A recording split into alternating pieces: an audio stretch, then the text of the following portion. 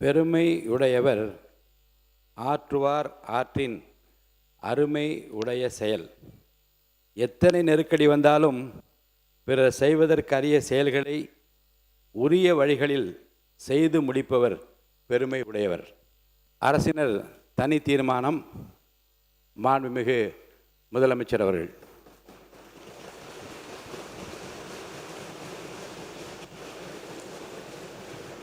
மாண்புமிகு பேரவைத் தலைவர் அவர்களே,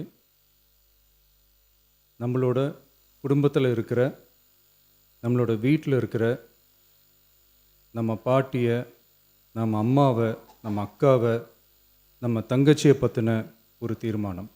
ஒரு வீட்டுக்கோ ஒரு நாட்டுக்கோ எப்போ பெரிய பேர் கிடைக்கும் தெரியுமா?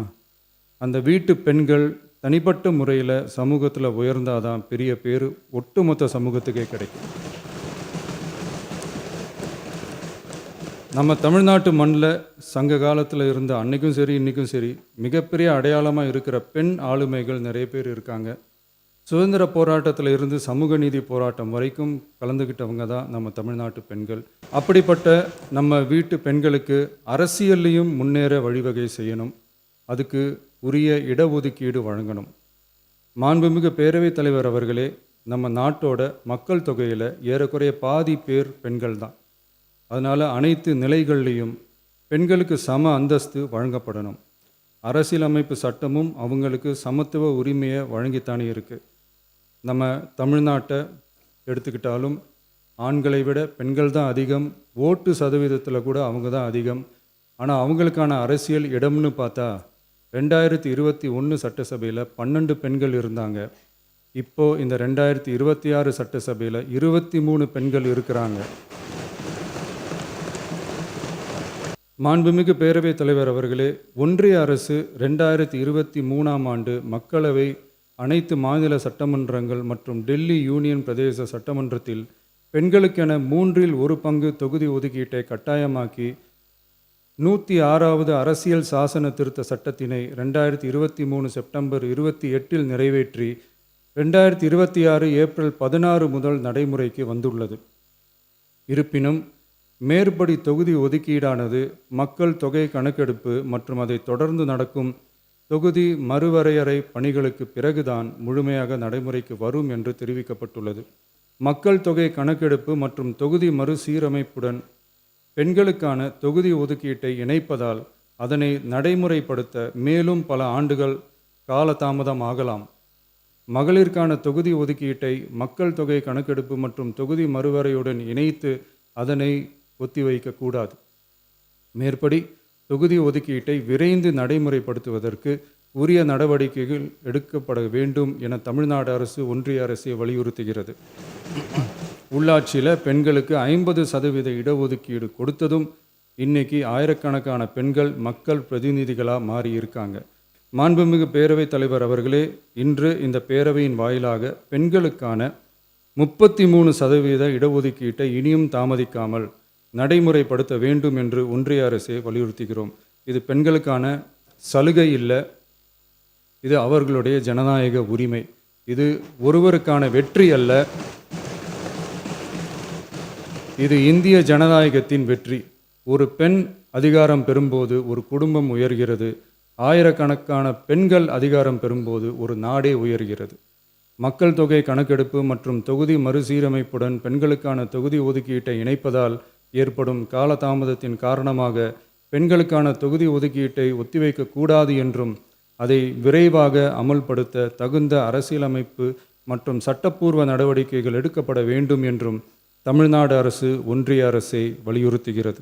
மாண்புமிகு பேரவைத் தலைவர் அவர்களே, டீலிமிட்டேஷன் தொடர்பான ஆலோசனை கூட்டம் தமிழ்நாட்டு மக்களவை மற்றும் மாநிலங்களவை உறுப்பினர்களுடன் தமிழ்நாடு அரசால் நமது தலைமையில் 8/8/2026 அன்று கலைவாணர் அரங்கத்தில் நடந்துச்சு. இந்த கூட்டத்தில் டீலிமிட்டேஷன் தொடர்பாக விரிவாக ஆலோசிக்கப்பட்டுச்சு. இறுதியில் டீலிமிட்டேஷன் தொடர்பாக சட்டமன்றத்தில் ஒரு தீர்மானம் இயற்றலாம்னு முடிவானுச்சு.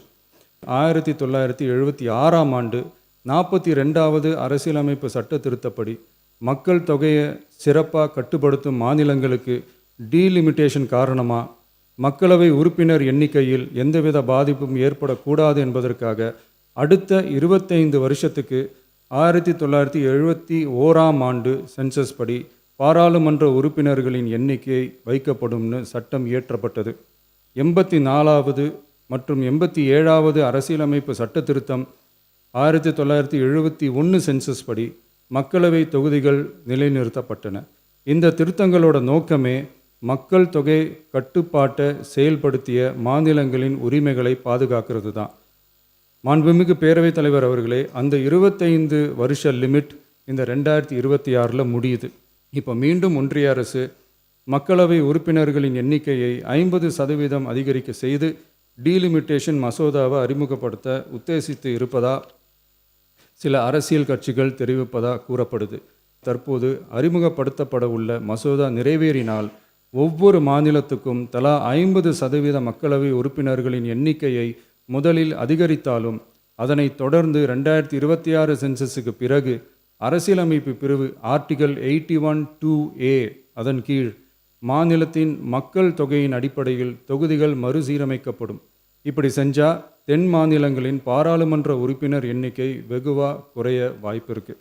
தமிழ்நாட்டில் உள்ள அனைத்து சட்டமன்ற கட்சி தலைவர்களும் ஒருமித்த கருத்தோடு தமிழ்நாட்டை முன்னிறுத்தி கட்சி வேறுபாடின்றி ஒருமித்த குரலில் பேச வேண்டும் என்ற கருத்தை வலியுறுத்தி நாம் முன்மொழிகிற தீர்மானத்தை ஒருமனதாக நிறைவேற்றி தருமாறு கேட்டுக்கொள்கிறோம்.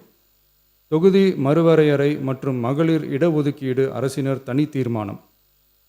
தமிழ்நாடு உள்ளிட்ட அனைத்து மாநிலங்கள் மற்றும் யூனியன் பிரதேசங்களில் மக்களவை சட்டப்பேரவை உறுப்பினர்களின் எண்ணிக்கையானது கடந்த 50 ஆண்டுகளாக 1971ஆம் ஆண்டினுடைய மக்கள் தொகை கணக்கெடுப்பு புள்ளி விவரங்களின்படி நிர்ணயிக்கப்பட்டு தேர்தல்கள் நடத்தப்பட்டு வருகிறது.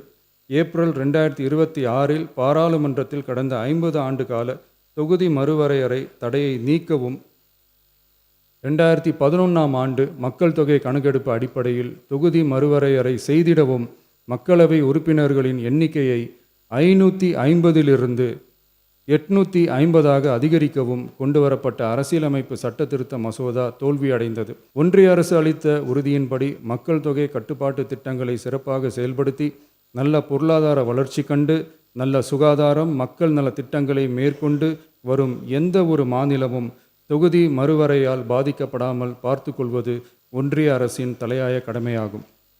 எனவே தற்போதுள்ள மக்களவை உறுப்பினர்களின் எண்ணிக்கையான 543 என்ற அளவிலேயே நிரந்தரமாக வைப்பதற்கும் மாநிலங்களுக்கு இடையேயான எண்ணிக்கை பகிர்வை நிரந்தரமாக வைக்கவும், மேலும் தற்போது மக்களவை மற்றும் மாநிலங்கள் அவையினுடைய விகிதம் 2.2:1 என்ற அளவிலேயே நிலைநிறுத்த வேண்டும் என்றும், அதே வேளையில் பெண்களுக்கான 33% இடஒதுக்கீட்டை காலதாமதமின்றி தற்போது 543 தொகுதிகளின் அடிப்படையிலேயே 2029ஆம் ஆண்டு மக்களவைத் தேர்தலில் நடைமுறைப்படுத்த வேண்டும் என்றும் ஒன்றிய அரசை வலியுறுத்தி தமிழ்நாடு சட்டமன்ற பேரவை கீழ்கண்ட தீர்மானங்களை ஒருமனதாக நிறைவேற்றுகிறது. 1.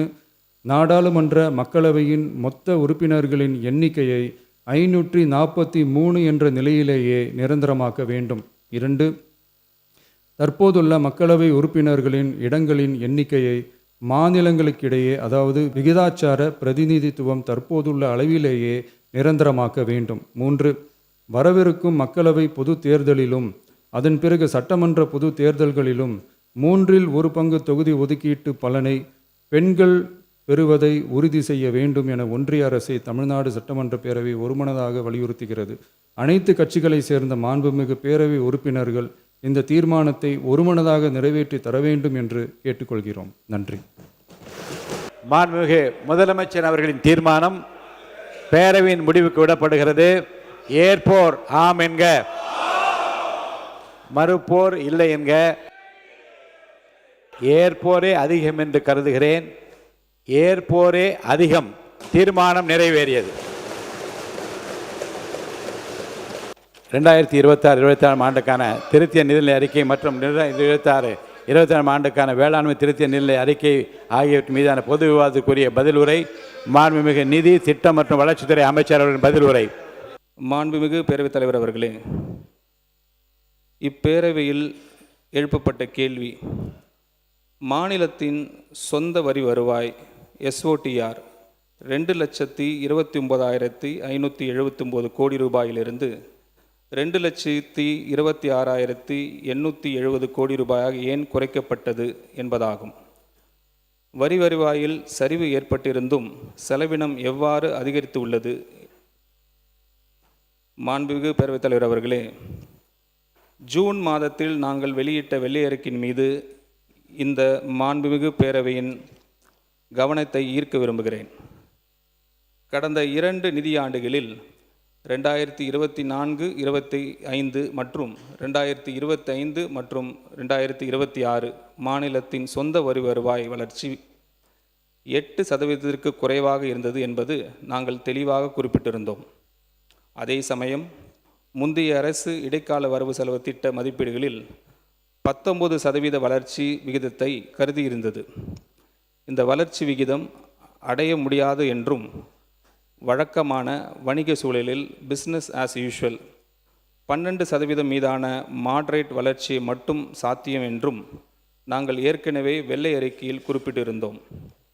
இந்த 12% வளர்ச்சியை கருத்தில் கொண்டால் மாநில சொந்த வரி வருவாய் 2.15 லட்சம் கோடி ரூபாய் இருக்கும். இதற்கு மேல் அரசு கொண்டு வந்த பல்வேறு வரி வருவாய் பெருக்கும் நடவடிக்கைகளால் ரெவென்யூ ஆகுமெண்டேஷன் மெஷர்ஸ் வரி மற்றும் வரி அல்லாத வருவாயில் அரசிற்கு மொத்தமாக 15,000 கோடி ரூபாய் வருவாய் கிடைக்கும். ஜிஎஸ்டியில் ஃபேஸ்லெஸ் அசஸ்மெண்ட் மற்றும் ஆடிட் பதிவுத்துறையில் ஃபேஸ்லெஸ் பிரசன்ஸ்லெஸ் ரெஜிஸ்ட்ரேஷன் மற்றும் ரெக்டிஃபிகேஷன் ஆஃப் அனாமலிஸ், மோட்டார் வாகனங்கள் வரியில் ஆக்ஷன் ஆஃப் ஃபேன்சி நம்பர்ஸ் மற்றும் ரெவிஷன் ஆஃப் யூசர் சார்ஜஸ், மது உற்பத்தியாளர்கள் மீதான கூடுதல் சிறப்பு கட்டணம், அடிஷ்னல் ப்ரிவிலேஜ் ஃபீஸ் போன்ற எங்கள் அரசு மேற்கொண்ட பல்வேறு சீர்திருத்தங்களை செயல்படுத்தியதன் மூலம் நாம் எதிர்பார்த்த வரி வருவாய் வளர்ச்சியை அடைய முடியும்.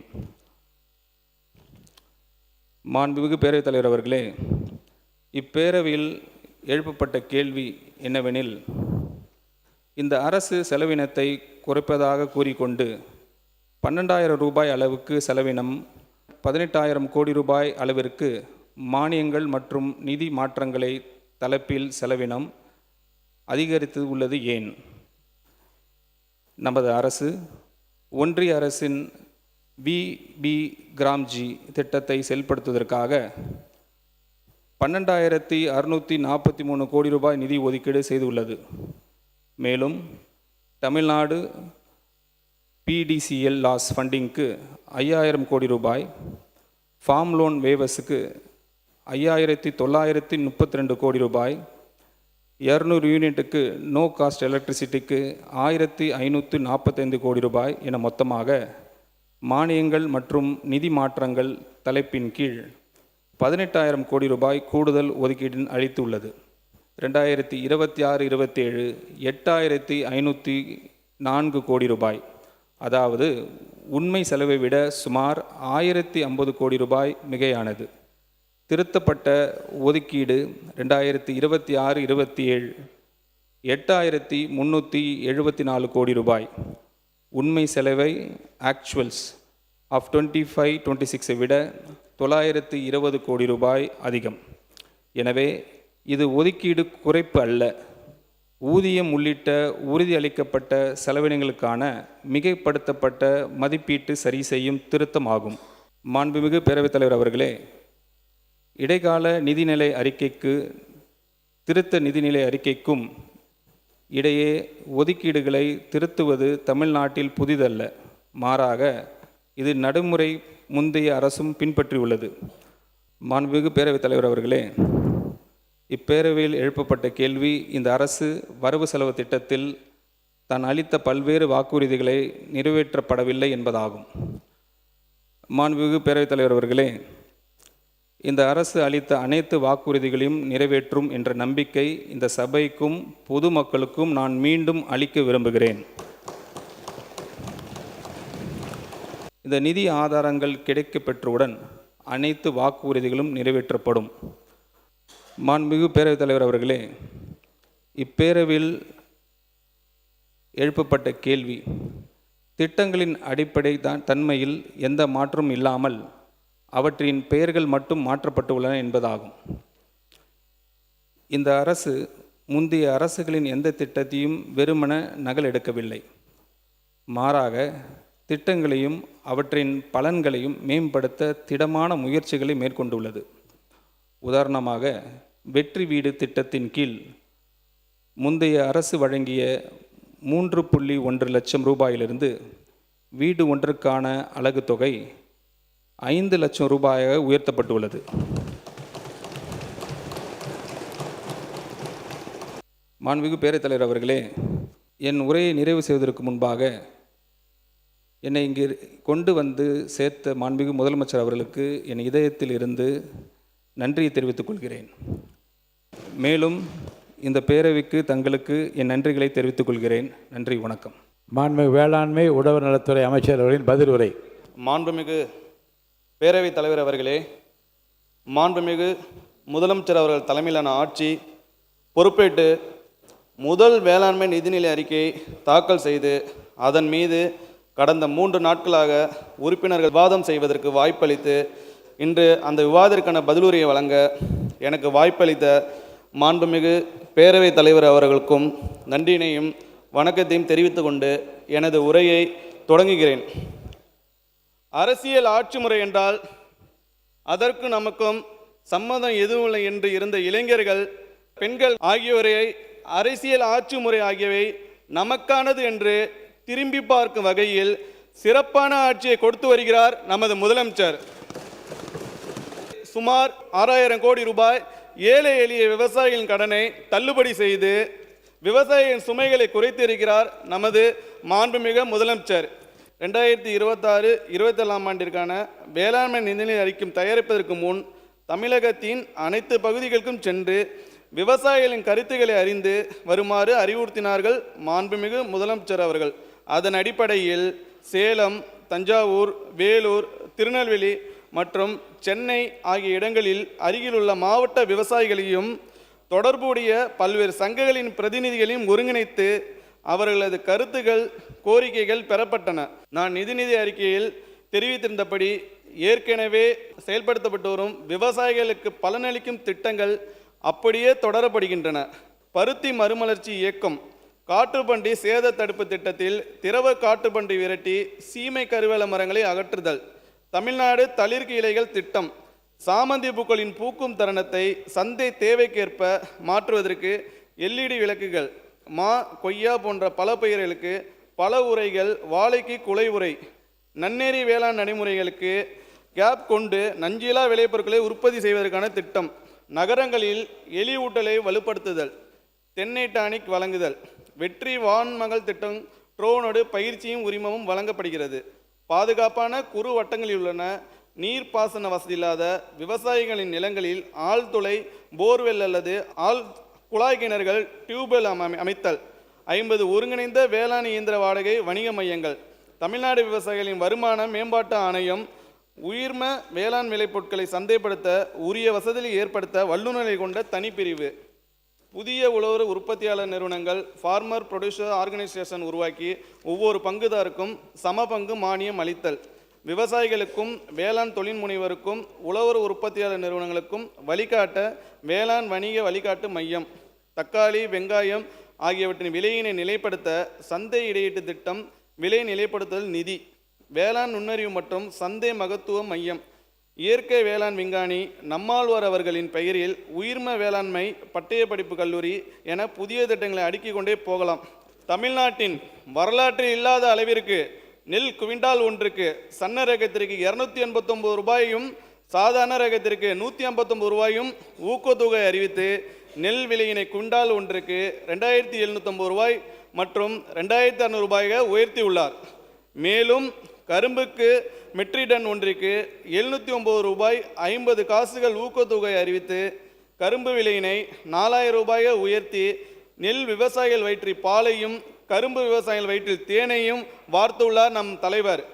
ஏற்கனவே செயல்படுத்தப்பட்ட சில திட்டங்களில் பல்வேறு கூறுகள் இருந்த நிலையில் அவற்றில் சில கூறுகளுக்கு விவசாயிகள் மத்தியில் போதிய வரவேற்பு இல்லாமல் இருந்ததால், எனவே இவ்வாறான கூறுகளை நீக்கியும் விவசாயிகள் கோரிக்கைகளுக்கு ஏற்ப தேவையான வேறு இனங்களை சேர்த்தும் அத்திட்டங்களுக்கு புது வடிவம் கொடுக்கப்பெற்று அறிவிக்கப்பட்டுள்ளன. கலைஞரின் அனைத்து கிராம ஒருங்கிணைந்த வேளாண் வளர்ச்சி திட்டம் 12,525 கிராமங்களில் செயல்படுத்தப்பட்டு 2025-26 ஆண்டோடு முடிவுற்ற நிலையில் அத்திட்டத்தின் ஒரு கூறான ஆதி திராவிடர் மற்றும் பழங்குடியின விவசாயிகளுக்கு மின் இணைப்பு அல்லது சூரிய சக்தி பம்பு செட்டுடன் ஆழ்துளை கிணறு அல்லது குழாய் கிணறு அமைத்து கொடுக்கும் திட்டத்தை கைவிடாமல் அதனையும் இணைத்து அண்ணல் அம்பேத்கர் வேளாண் உதவி திட்டம் உருவாக்கப்பட்டு இதற்கென 56,72,00,000 ஒதுக்கீடும் செய்யப்பட்டுள்ளது. மாநில அளவிலான பயிர் விளைச்சல் போட்டிக்கான விருதுகளுக்கு குறைந்தபட்ச பயிரிடு பரப்பு 5 ஏக்கரிலிருந்து 2 ஏக்கராக குறைக்கப்பட்டு சிறு குறு விவசாயிகளும் பங்கேற்று பயனடையும் வகையில் மாற்றி அமைக்கப்பட்டு மக்களுக்காக சேவையாற்றிய அஞ்சலி அம்மா பெயரில் அறிவிக்கப்பட்டுள்ளது. கடந்த ஆண்டுகளில் மாடி தோட்டம் என்று ஊட்டச்சத்து மேலாண்மை இயக்கம் என்றும் வழங்கப்பட்ட திட்டத்தின் கீழ் காய்கறி விதை தொகுப்புகளும் பழச்செடி தொகுப்புகளும் மட்டுமே மானியத்தில் வழங்கப்பட்டன. தற்பொழுது புதிய அம்சம் கூட அறிவிக்கப்பட்டுள்ள வெற்றி இல்லத்தரசி வீட்டு தோட்டம் திட்டத்தில் காய்கறி விதைகள், தென்னை நார் கட்டிகள், செடி வளர்ப்பு பைகள் மற்றும் இடுபொருளுடன் கூடிய தொகுப்புகளுடன் மொட்டை மாடி இல்லாதவர்கள் சுவற்றில் தொட்டிகளை மாட்டி செடிகளை வளர்க்கும் வண்ணம் செங்குத்து தொட்டிகள், வெர்டிகல் கார்டன், நீரியல் தோட்டங்கள், ஹைட்ரோபோனிக்ஸ் மற்றும் மொட்டை மாடியில் வளர்க்கப்படும் செடிகள் பாதிக்கப்படா வண்ணம் 100 சதுர அடியில் பச்சை நிழல்வலை கூடார அமைப்பு ஆகியவை அமைப்பதற்கு மானியம் வழங்கப்படுகிறது. அவ்வாறாக மாற்றி அமைக்கப்பட்ட திட்டங்களுக்கு பெயர் மாற்றம் செய்வது தானே பொருத்தமாக இருக்கும். கடந்த ஆண்டில் குறுவை பருவத்தில் 2.77 லட்சம் ஏக்கர் மட்டுமே 1.05 லட்சம் விவசாயிகளால் காப்பீடு செய்யப்பட்ட நிலையில் நடப்பு ஆண்டில் 3.98 லட்சம் ஏக்கர் நெற்பயிர் 1.34 லட்சம் விவசாயிகளால் காப்பீடு செய்யப்பட்டுள்ளது என்பதை இம்மாமன்றத்தில் குறிப்பிட விரும்புகிறேன். வறட்சி மாவட்டங்களாக அனைத்து மாவட்டங்களையும் அறிவிக்க வேண்டும் என மாண்புமிகு உறுப்பினர்கள் சிலர் வலியுறுத்தினார்கள். வறட்சி மேலாண்மை குறித்த விதிமுறைகளின்படி வறட்சி காரணிகள் தமிழ்நாட்டில் உள்ள மாவட்டங்களில் தொடருமேயானால் உரிய மேல் நடவடிக்கை இந்த அரசு மேற்கொள்ளும் என மாண்புமிகு பேரவைத் தலைவர் வாயிலாக மாமன்ற உறுப்பினருக்கு தெரிவித்துக் கொள்கிறேன்.